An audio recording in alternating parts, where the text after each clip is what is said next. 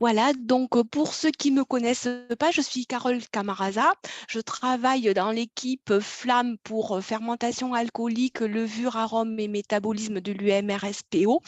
Et mon activité de recherche, elle est surtout centrée sur l'étude de la physiologie et du métabolisme des levures qu'on rencontre en œnologie. Donc, j'ai beaucoup travaillé sur Saccharomyces cerevisiae et ces dernières années, je me suis intéressée aux levures non Saccharomyces. Oui, c'est bon, ça marche. Donc, les levures, en fait, elles jouent un rôle clé dans la fermentation alcoolique, hein, et c'est tout d'abord lié à leur métabolisme. Donc, ces levures, elles vont utiliser les ressources qui sont présentes dans le mou de raisin, donc les sucres, l'azote, les lipides, les vitamines, pour se développer et pour survivre dans un environnement qui leur est pas favorable. Et ça va conduire à la réaction principale de la fermentation alcoolique, c'est-à-dire la conversion des sucres en éthanol et CO2, mais aussi à la production d'autres molécules comme le glycérol, les acides organiques, des composés volatiles ou arômes qui vont contribuer à la qualité des vins.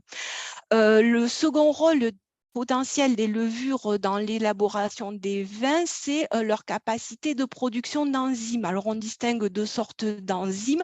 Tout d'abord, des enzymes hydrolytiques qui vont hydrolyser des précurseurs d'arômes variétaux en arômes variétaux et des pectinases qui, elles, vont dégrader les pectines. Et d'un point de vue technologique, c'est intéressant parce que ça facilite la clarification et l'extraction de certains composés. Donc, ce qu'il faut bien avoir en tête, c'est que toutes ces activités des levures, elles vont être modulées par différents facteurs.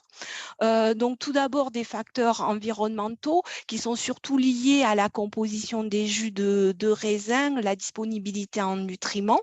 Mais l'activité de ces levures, elle peut être aussi modulée par des facteurs technologiques comme la température, le mode de vinification, la pratique ou pas de nutrition pendant la fermentation, et aussi à des facteurs biologiques qui sont en lien qui sont liés à l'espèce et aux souches de levure qui vont réaliser la fermentation œnologique.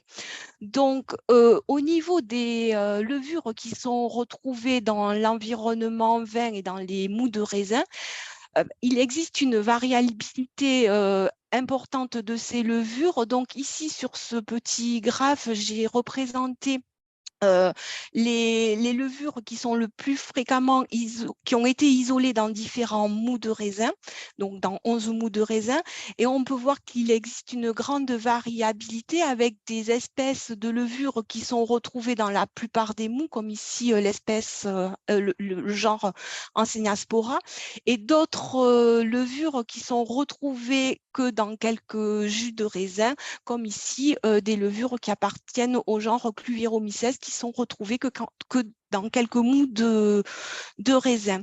Mais ce qu'il faut vraiment retenir, c'est qu'il y a une grande variabilité des levures présentes, qu'il peut y avoir des levures d'altération dans ces mous de raisin, et que finalement, dans le mou, la levure Saccharomyces cerevisiae, c'est une espèce minoritaire puisqu'elle représente autour de 1% de la flore présente dans les jus de raisin.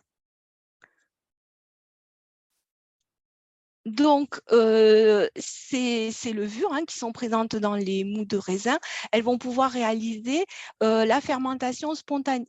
Donc, dans ce cadre, dans le cadre de fermentation spontanée, c'est la flore indigène qui va réaliser la totalité de la fermentation alcoolique et sans ajout de levure.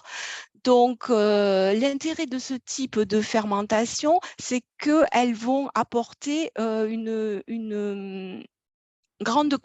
plus grande complexité aromatique au vin, mais les risques de ces pratiques de fermentation, c'est que ça peut conduire à des fermentations lentes, donc le procédé va durer pendant longtemps et ça va aussi induire des risques d'altération microbienne avec la possibilité aux levures d'altération de se développer puisque la fermentation dure longtemps et les taux d'éthanol restent relativement faibles pendant une grande partie du procédé.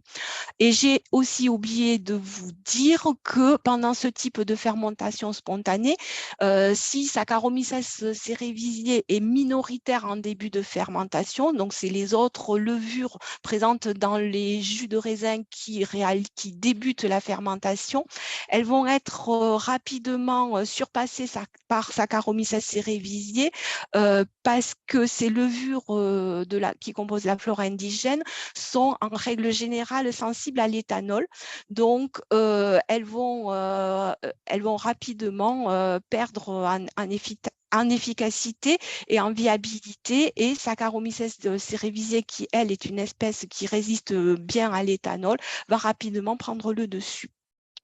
Donc, pour pallier les risques de fermentation lente et de risques d'altération, l'alternative qui existe, c'est de réaliser des fermentations dirigées. Donc, dans ce cas, on inocule les jus de raisin avec Saccharomyces cerevisiae. Et comme vous pouvez le voir ici, la fermentation est beaucoup plus rapide avec une activité des levures beaucoup plus importante et des durées de fermentation fortement réduites par rapport aux fermentations spontanées. Donc, cette pratique, elle permet vraiment de maîtriser le procédé de fermentation et elle permet aussi de limiter les risques de développement de flore d'altération. Par contre, on perd un petit peu en complexité aromatique des produits. Donc, maintenant, quel peut être l'intérêt, en fait, d'utiliser des levures non Saccharomyces dans le procédé de fermentation? Quel peut être le plus de l'utilisation de ces levures pour réaliser la fermentation œnologique? Donc, dans la littérature, il a été établi en fait que certaines espèces de ces levures avaient des spécificités métaboliques qui pouvaient être très intéressantes en termes de qualité des produits. Notamment, certaines espèces peuvent diminuer le degré alcoolique, donc elles ont des rendements de production d'éthanol qui sont moindres par rapport à ces cerevisiae. Et dans le contexte actuel de l'augmentation du degré alcoolique des vins, l'utilisation de ces levures peut être intéressante.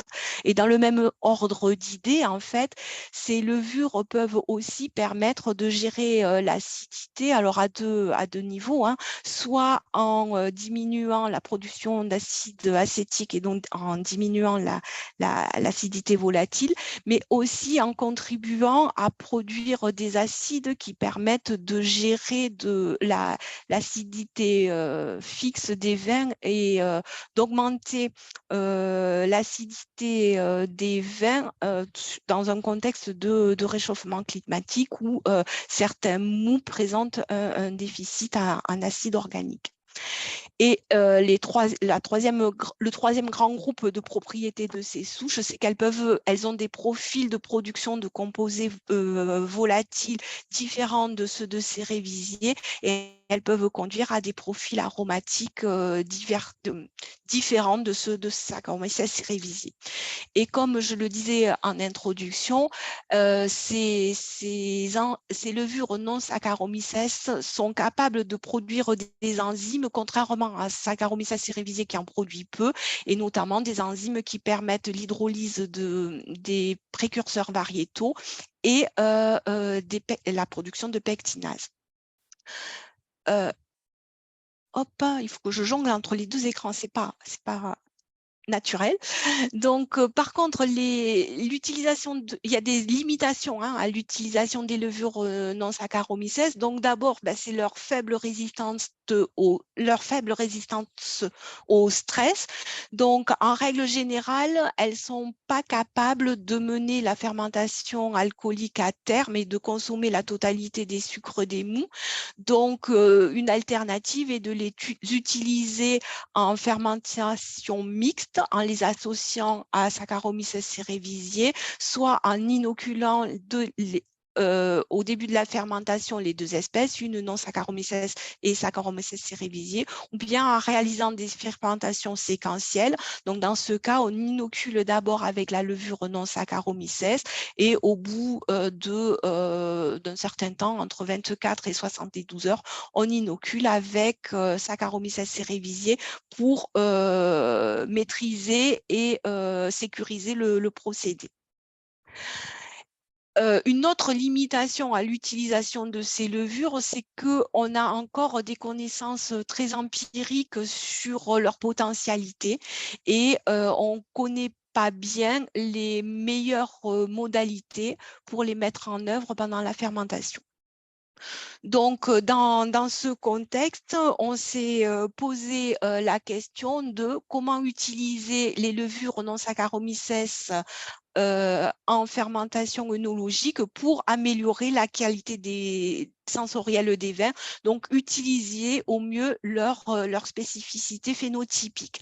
Donc, je vais illustrer en fait les travaux qu'on a menés sur cette problématique au travers de deux exemples, hein. Un qui porte sur la diversification du profil aromatique des vins et l'autre qui porte sur l'utilisation de ces levures en tant qu'alternative à l'utilisation des enzymes commerciales pour hydrolyser les pectines.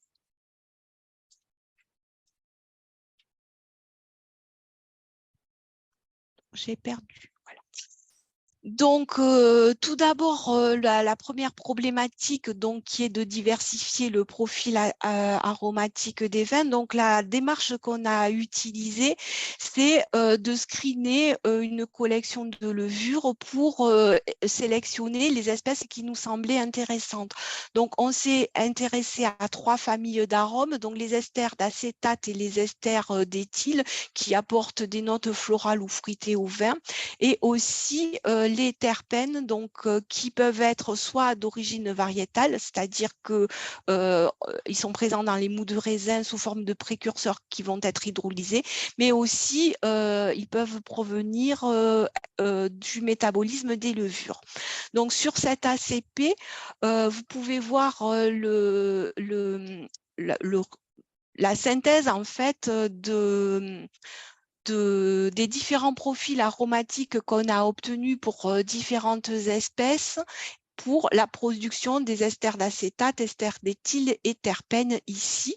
Et on voit que l'espèce Starmarella bacillaris ici se différencie des autres levures par ses capacités de production de terpènes ici en orange.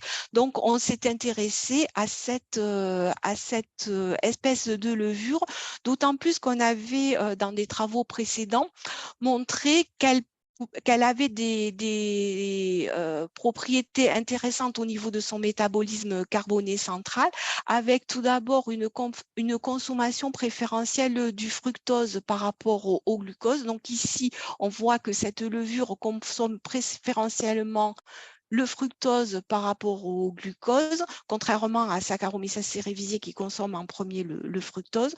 Donc ça peut être intéressant pour la problématique d'achèvement de fermentation, puisque en règle générale, les sucres résiduels en fin de fermentation, le sucre résiduel en fin de fermentation est du glucose. Donc si Starmarella bacillaris l'a consommé en début de fermentation, on va limiter ce problème en fin de fermentation. La seconde caractéristique intéressante de cette levure au niveau de son métabolisme carboné central, c'est qu'elle a une orientation du métabolisme différente de Saccharomyces cerevisiae. Donc, je vous explique ce schéma qui est un peu compliqué. Donc, on voit bien ici que par rapport à Saccharomyces cerevisiae qui est en rose, Starmarella bacillaris produit moins d'éthanol et moins d'acétate, et par contre, elle va produire davantage de dérivés qui proviennent de la partie haute de la glycolyse, donc du glycérol et des composés qui dérivent du pyruvate sans passer par l'intermédiaire acétaldéhyde. Donc ça, au niveau de la physiologie de cette espèce de levure, on a identifié pourquoi. En fait, cette levure a une moindre capacité de convertir le pyruvate en acétaldéhyde et ensuite en éthanol et en acétate. Donc, d'un point de vue appliqué, c'est intéressant pour diminuer le degré alcoolique des vins, mais ça a une limitation, c'est qu'elle produit aussi moins d'acétyl-CoA, donc qui est un précurseur de la synthèse des esters d'acétate et des esters d'éthyle via la formation d'acides gras moyenne chaîne. Donc, elle peut avoir un profil aromatique moins favorable que ces révisiers par rapport à ces deux familles d'arômes fermentaires. Donc, on a regardé justement plus en détail les capacités de production de composés volatiles par cette levure et on a vérifié qu'effectivement, elle produisait moins d'ester d'acétate et d'ester d'éthyle que Saccharomyces cerevisiae. Mais par contre, elle avait une capacité à produire des terpènes en quantité beaucoup plus importante que Cerevisiae. Et en plus, le profil de production des terpènes entre les différentes formes est différent de celui de Cerevisiae. Et cette espèce est aussi capable de produire davantage de dérivés benzéniques par rapport à Saccharomyces cerevisiae et notamment de benzaldéhyde et d'alcool benzylique. Donc, c'est une espèce qui permet de diversifier le profil aromatique des vins. Par contre, l'inconvénient majeur de cette levure, c'est qu'elle présente une plus faible capacité à fermenter les sucres que Saccharomyces cerevisiae. Donc, comme vous pouvez le voir ici, lorsqu'elle est utilisée en souche pure, elle présente une vitesse de fermentation qui est 3 fois plus faible que celle de Cerevisiae. Donc ici, on a Cerevisiae en rouge et Starmarella bacillaris en bleu. Donc la vitesse de fermentation est beaucoup plus faible, et ce qui se traduit par un profil de fermentation lente. Et finalement, au bout de 300 heures de fermentation, on a pas mal de glucose résiduelle. Donc, sur cet essai, en fait, il a fallu attendre, je pense, 650 heures pour que les sucres soient consommés en totalité. Donc, ça montre que cette espèce ne peut pas être utilisée toute seule pour mener la fermentation œnologique et qu'il faut l'associer à Saccharomyces cerevisiae. Donc, c'est ce qu'on a fait. Donc, on a réalisé des fermentations sur un milieu naturel. Je pense que c'était du macabeu. Et on a comparé en fait une fermentation menée par Saccharomyces cerevisiae et des fermentations séquentielles avec d'abord en inoculant le mou avec Starmarella bacillaris, puis ensuite après 72 heures ou 96 heures, on a rajouté Saccharomyces cerevisiae. Donc quand on compare le profil de fermentation, on remarque qu'on a une diminution de la vitesse de fermentation d'un facteur 2, mais que finalement, ça a un impact limité sur la durée de fermentation. Donc, la fermentation est plus lente, mais ce n'est pas si dramatique, on peut dire. Et par contre, au niveau de la production des composés volatiles, donc plus c'est rouge, plus c'est élevé sur ce tableau. On voit que par rapport au contrôle Saccharomyces cerevisiae, on retrouve les caractéristiques qu'on avait observées en milieu synthétique et sur souche pure, c'est-à-dire une diminution de la production des esters d'ester d'éthyle et ester d'acétate, mais une augmentation de la production de terpènes. Donc, cette espèce, ce qu'il faut garder en tête, c'est qu'elle est intéressante pour augmenter la production de terpènes, mais qu'elle peut avoir des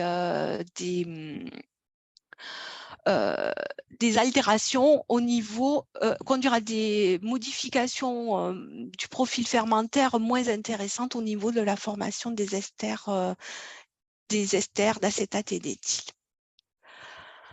Donc voilà pour ce qui est de la diversification, de l'utilisation, de l'exemple d'utilisation des non-Saccharomyces pour diversifier le profil aromatique des vins.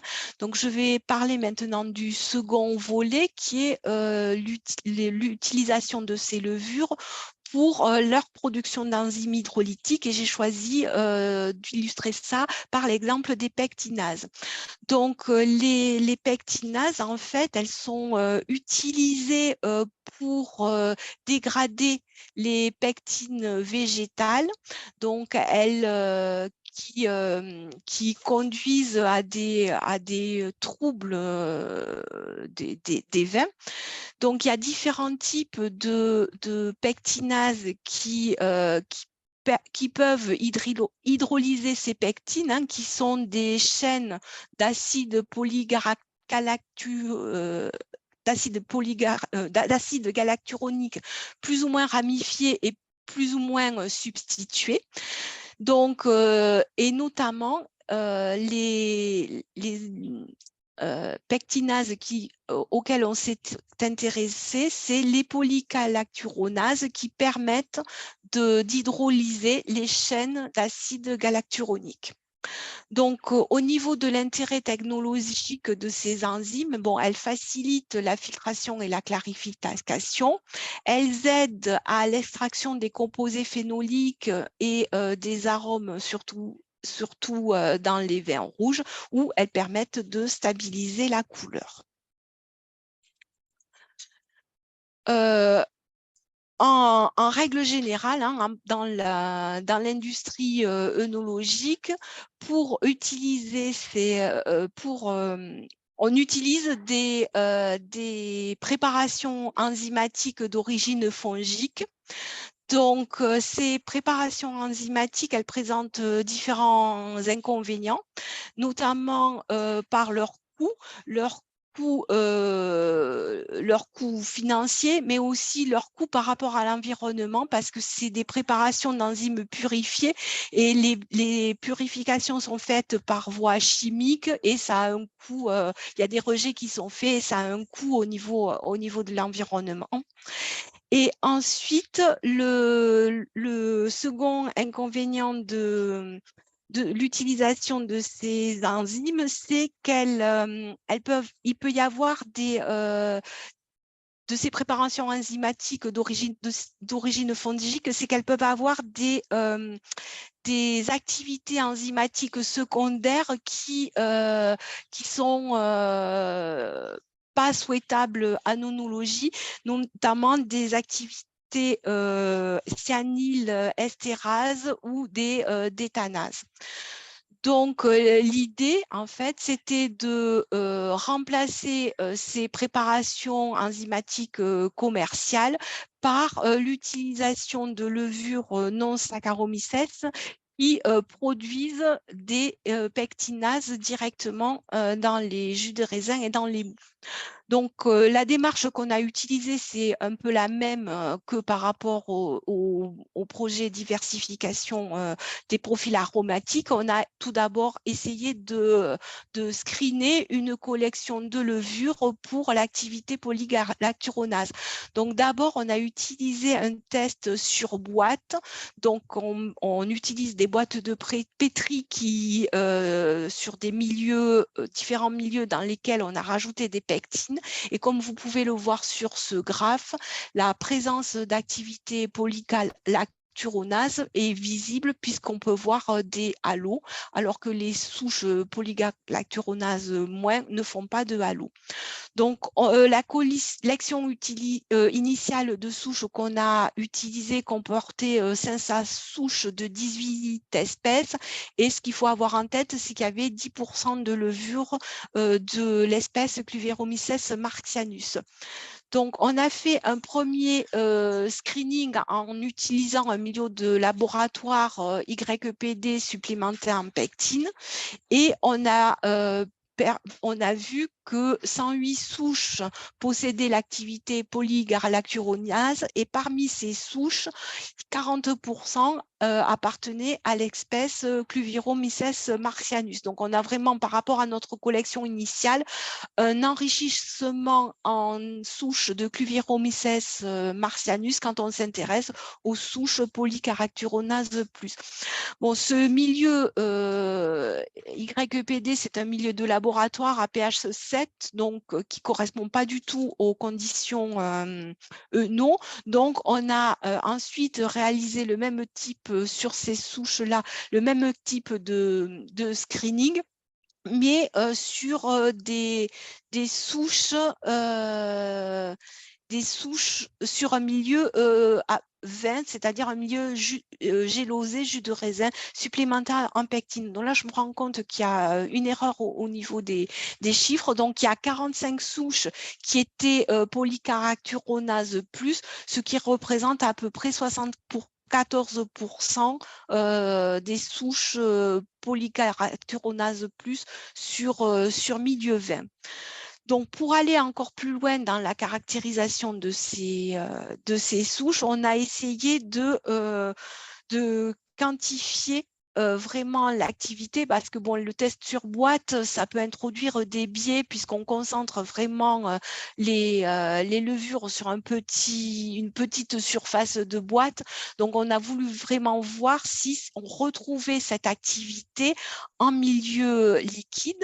Donc, pour cela, on a mis au point un test colorimétrique qui utilisait en fait la propriété des pectines de se combiner avec de l'iode et ça forme un composé brun. Donc, on va suivre la disparition de ce composé au fur et à mesure de la fermentation.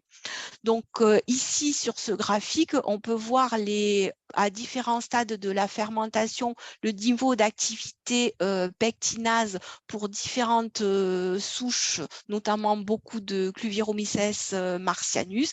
Et on peut voir qu'il y a une variabilité suivant la souche. Hein. Donc, il y a des souches qui produisent davantage d'enzymes que d'autres. Et ce qui est intéressant de noter aussi, c'est que l'activité polygalacturonase est produite surtout en début de fermentation. Donc, c'est intéressant pour utiliser ces souches en fermentation séquentielle avec Saccharomyces cerevisiae puisqu'elles vont produire leur activité dès le début de la fermentation et être efficaces dès le début du procédé. Donc ensuite, on a essayé de valider l'utilisation de ces espèces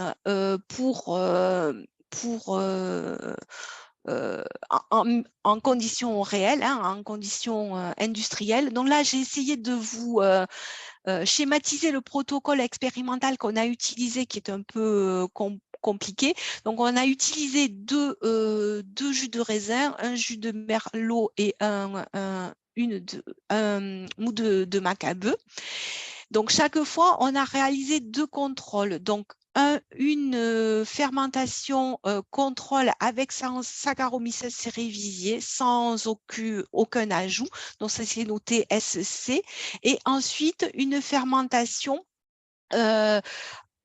avec Saccharomyces cerevisiae, mais en ayant rajouté aussi une enzyme commerciale, donc c'est la rapidase. On a utilisé les mêmes conditions de ce qui est pratiqué dans l'industrie.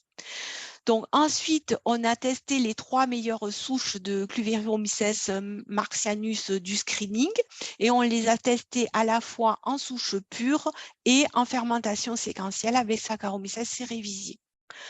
Donc, on a mené ces différentes fermentations. Chaque fois, ça a été réalisé en triplicat. Donc, on a mené ces différentes fermentations et on a regardé les traits phénotypiques d'intérêt par rapport à l'activité pectinase et on a regardé la teneur en oligosaccharides des vins produits qu'on a comparé ici au mou.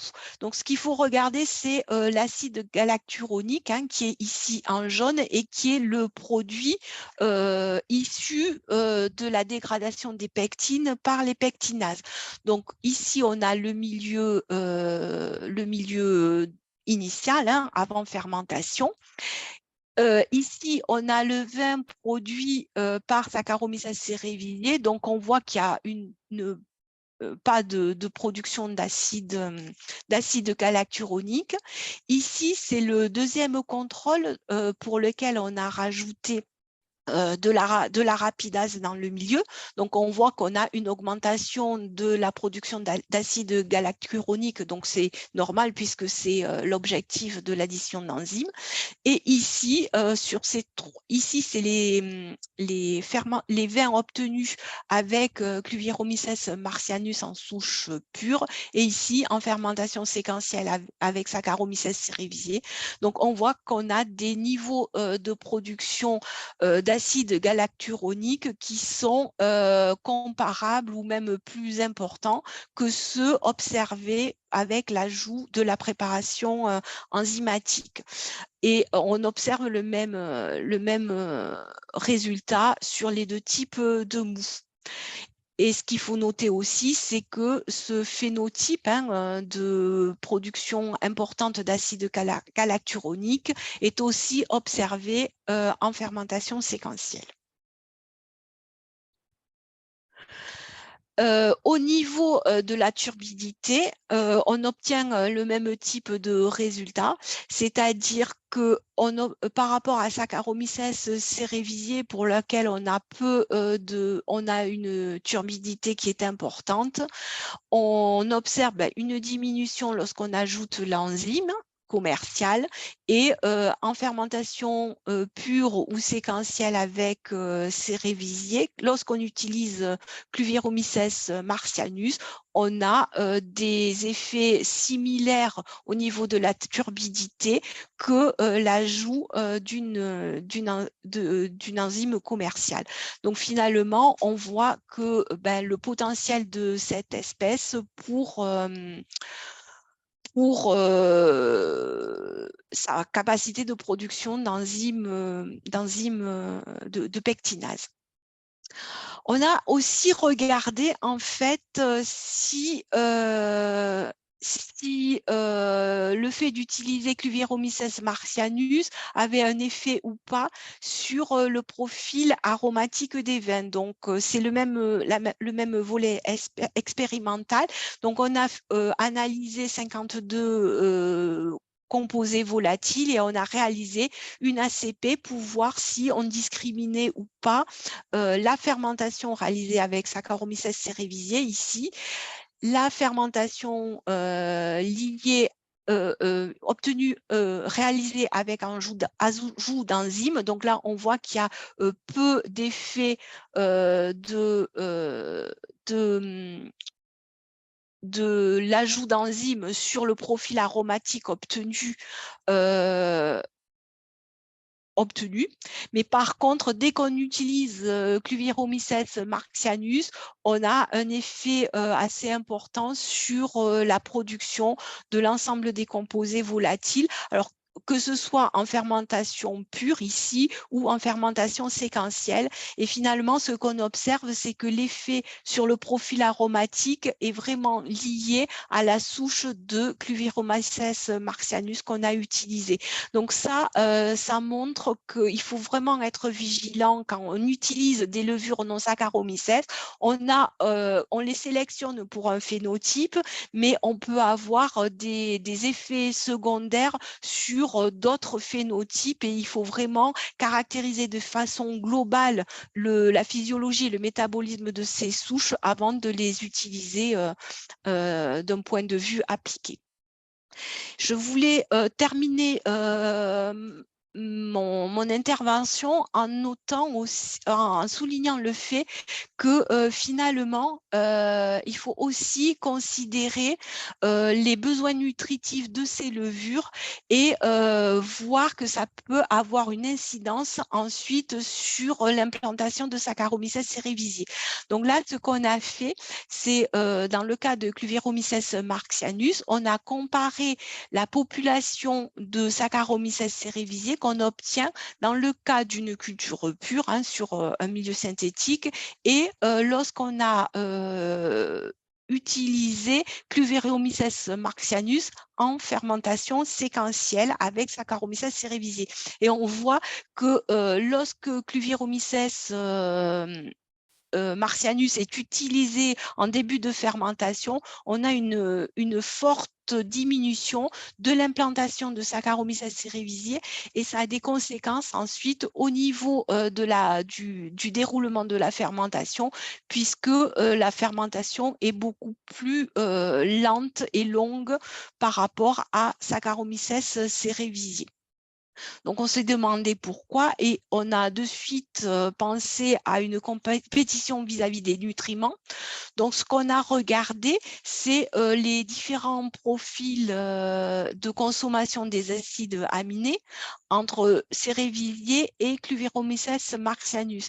Et on se rend compte que Cluveromyces marxianus consommait 40% de l'azote initial, a consommé 40% de l'azote apporté par le milieu au bout de 48 heures quand on ajoute Saccharomyces cerevisiae. Donc, on peut expliquer la mauvaise implantation de Saccharomyces cerevisiae par une limitation en source azotée, ce qui veut dire qu'il faut vraiment gérer la nutrition au cours des fermentations séquentielles. Donc, pour prouver ça, ce qu'on a fait, c'est qu'on a comparé une fermentation au cours de laquelle on a rajouté au moment de l'ajout de Saccharomyces cerevisiae, non seulement Saccharomyces cerevisiae, mais on a aussi réalisé un ajout d'azote. Et dans ce cas, on peut restaurer en fait le profil fermentaire de Saccharomyces cerevisiae. Donc, ça montre bien qu'il faut vraiment gérer la nutrition azotée quand on utilise ces levures non Saccharomyces.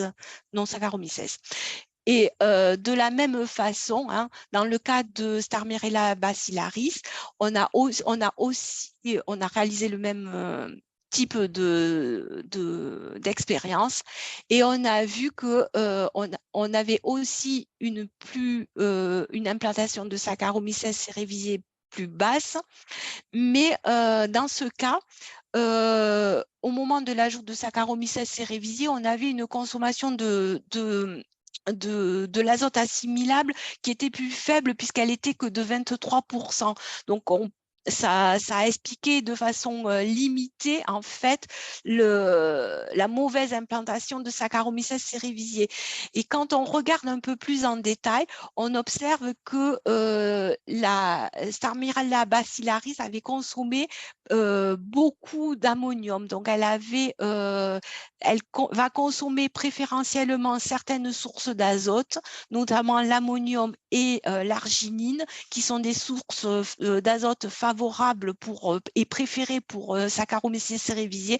Donc, on a expliqué cette mauvaise implantation de Saccharomyces cerevisiae par une consommation de sources d'azote préférentielles par Starmirella bacillaris.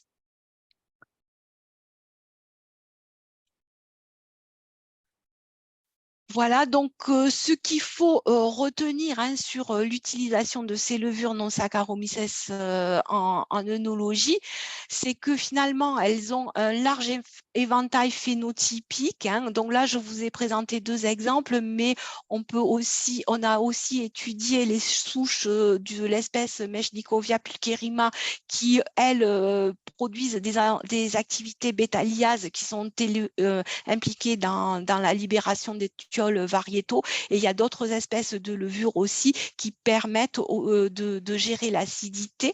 Donc, on a intérêt à exploiter leur potentialité pour améliorer la qualité sensorielle des vins, mais il y a des points qu'il faut vraiment prendre en compte dans leur mise en œuvre. Hein. C'est d'abord, il faut cribler un large éventail de souches pour sélectionner les souches les plus performantes, parce qu'il y a quand même une variabilité intra-espèce dans les phénotypes qu'on étudie. Et avant de les utiliser, il faut vraiment bien connaître et caractériser leur physiologie, puisque ça peut leur utilisation peut induire des modifications autres dans le profil sensoriel des vins. Et leur utilisation peut également conduire à des problèmes au niveau du procédé, notamment par des compétitions vis-à-vis des nutriments. Et ensuite, une question complètement ouverte par rapport à l'utilisation de ces levures, c'est comment favoriser leur émergence en fermentation spontanée. Et ça, c'est une question à laquelle on n'a pas encore la réponse. Voilà, je veux juste remercier les étudiants qui ont contribué à ce travail et mes collègues de l'équipe Flamme qui ont travaillé sur ces projets, et notamment Audrey Blum, avec qui je travaille au quotidien, et Pascal Brial. Donc voilà, j'en ai terminé. Je suis prête à répondre à vos questions. Merci Carole.